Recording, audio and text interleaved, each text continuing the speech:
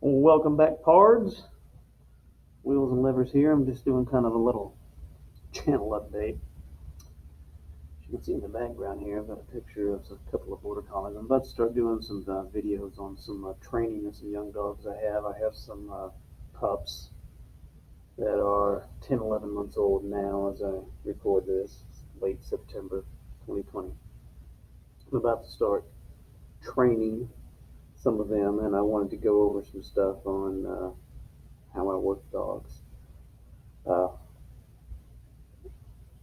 I've also got a couple of young litters that were born this summer in July, and some of them are showing interest. And if they uh, physically and mentally mature to the point that I can begin working with them, then I'll start working with them later on. Certainly not before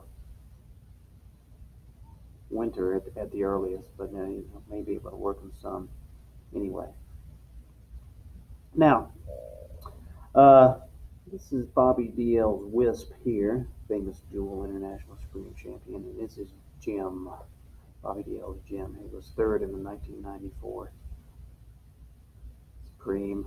Uh, Jim ended up losing a toe to frostbite, and that set him back. And he qualified for the Supreme again at least one more time, uh, and made the team a time or two again for Scotland. I'm a big fan of Jim.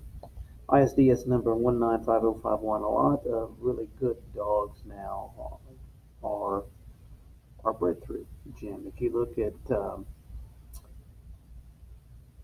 ISDS Key Dogs websites run by a guy named Vanden Duel, I believe, you will see that even though Jim didn't produce a lot of offspring, 263 total, he's still fairly high up on the so-called Key Dogs list, up higher than many dogs that had a lot more offspring. You can use Bobby Dale's Dryden Joe as an example. Dryden Joe produced over 1,000 offspring, and yet Jim has more of an influence on the current ISDS population than does Joe. It's a very good breeding dog in my estimation. All right, getting back to the training of the dogs.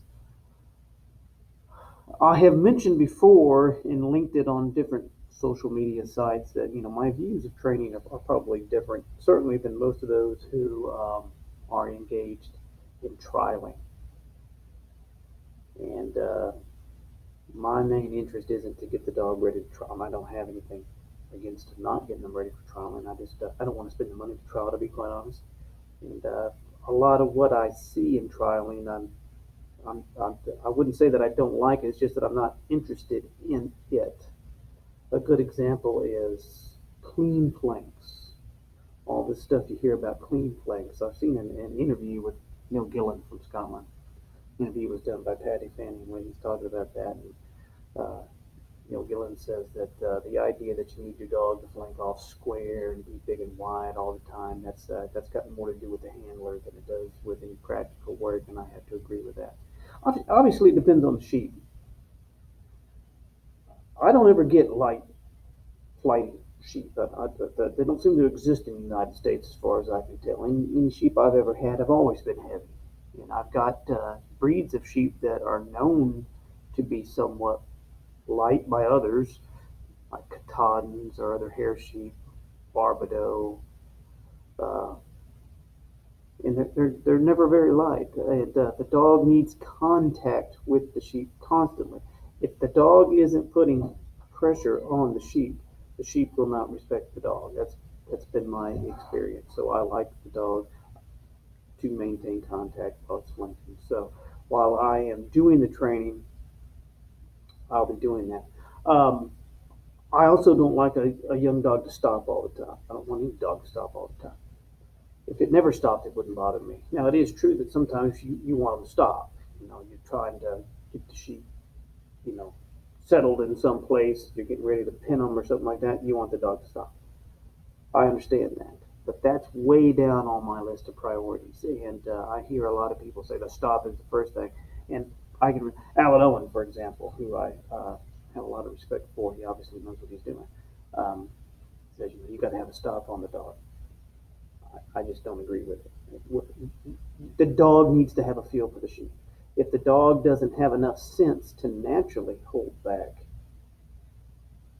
off the sheep when you want the sheep stopped, then you've got a problem with that dog or with the way you've trained the dog. And so you will see as I'm training dogs, I'll tell them either there, I give them a there command if I want them to break off the flank and turn in toward the sheep, and I'll give them a stand command if I want them to stop and slow down. Now, most of the time they still don't. It just ends up being a check on them until they get to some point of balance, and then they should naturally want to stop. Not all of them do. But I would rather live with that um, fault in the dog that it doesn't want to stop than one who won't maintain contact and pressure on the sheep, because that causes me a lot more problems than any failure to stop, because I can move.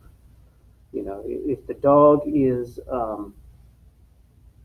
putting more pressure on the sheep and making them uneasy, and I want the sheep more or less settled and stopped, I can position myself in such a way as to settle the situation normally, not always. Now, in trialing, that's not the case because you're standing at the post. That's another thing about trialing. I don't really care for the artificial aspect of it. You just stand there.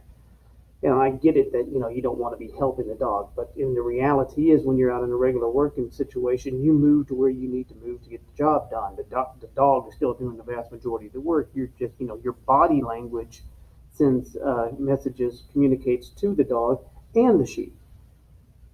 And so that's my preferred way of doing it, rather than just having the dog stop. Is I'll move and position myself. And the dog, like I said, if the dog can't figure out that you're trying to come to some type of resting balance place, then the dog's no good. It's just that simple, and I don't have any need for that dog.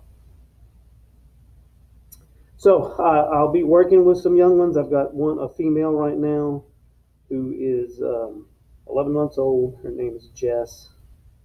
She's out of my dog, sired by Tay. She's showing pretty well. I've had her on sheep several times, and she's a real free mover. And she's working. She's getting mature enough that I can start working with her. And I've got a couple of others of that same age level I'll start to work with. So I'll be making some videos on that. And as I go through with those videos, I'll explain what it is I'm trying to accomplish, similar to what I was just talking about with, I'm not really interested in wide, clean flanks. I'm not interested in the dog stopping all the time. Um, I do want a dog that will balance, and I want a dog that will push the sheep, that will keep control of the sheep while he or she is moving them, either by fetching or driving them. I hate to have to tell the dog constantly to get up, get up, get up, get up, get up.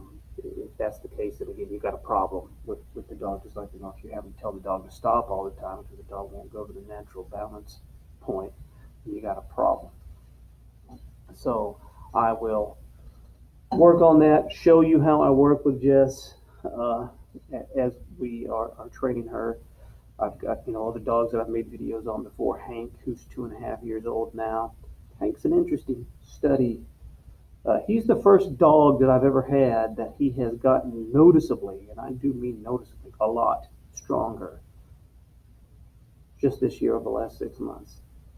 When he started working really, really young. I got him from Clay Disler, and he was already working. And I put him on sheep a few times, but he wasn't ready yet, so I stopped. And when he was about 7, 8 months old, I taught him his flanks, but he wasn't ready to start driving yet, so I waited till he was about a year, 14 months old. And I taught him to drive, and I kind of just went in little spurts like that until this past year. He turned 2 at the end of 2019, December 27th, 2017 is when he was born. So he's coming up to 3 years old. But just this past, really just since the summer, he has really turned on the power. And I've heard other handlers say, and that had been my experience in the past too, that as they get older, they don't get more powerful. They only slow down, or in terms of power. He has developed more power, and I think it's basically from his confidence. He's just much more confident. He has learned that he can control any sheep when he wants to. and he doesn't, you know, look to be overly aggressive on them. But if he needs to, he will. And he has developed a lot more power now, and it's very difficult for me to slow him down on the fetch. And that's back to, well, you got to have that stop on him. Yes, but I got to have the sheep too. I want the sheep to me.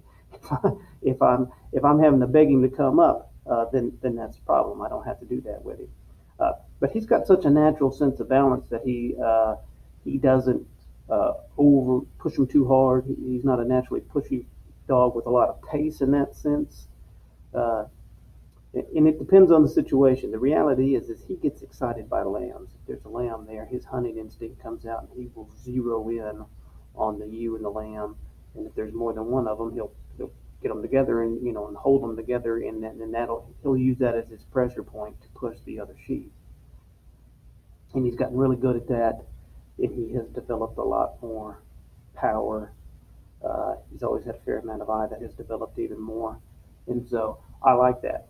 I, I have complete confidence that if there was something I needed, I had to get, I had to single a ewe, I had to separate some ewes from the others, especially if they got lambs. I know he's going to do it, and um, he would prefer to work on ewes with lambs. I've got to work on getting him to understand that sometimes it's not just the ewes and the lambs that we want singled or separated; it's others as well.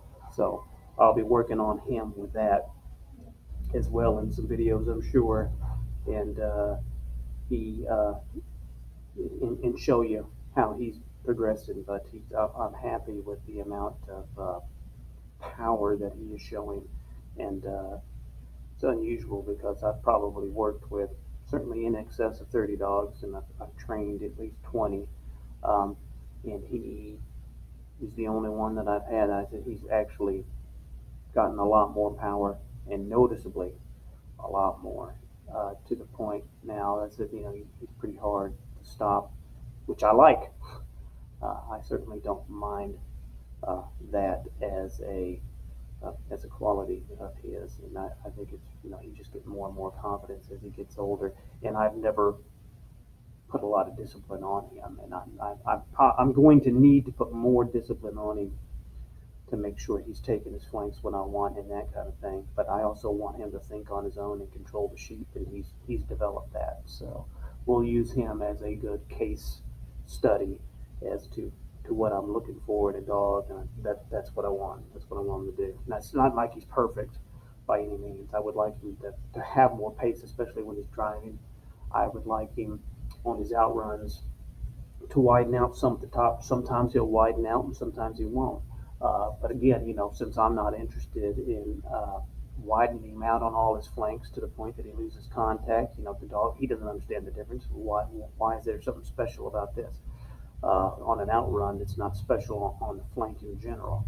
So those are things that I have to live with based on the other decisions I make on how I'm going to train and how I'm going to let him work on a regular basis. I can't get on to him. I can, but it won't do him any good. Just confuse him and mess him up. If I get on to him for slicing in a little bit on his outrun, uh, when I don't do that when he's flanking, he wants contact. I want him to have the contact, and so that's what he does, and that's the decision I've made, and that's the trade-off that I'm willing to live with. So we'll be going on with that. Hopefully here pretty soon. It's starting to get cooler. Should be getting some uh, good stuff going with the training. I'm trying to get to where I had my thing here. That's the wrong one. There's a picture of Jim and Bobby back there. Maybe I can just open it up here. No, apparently not.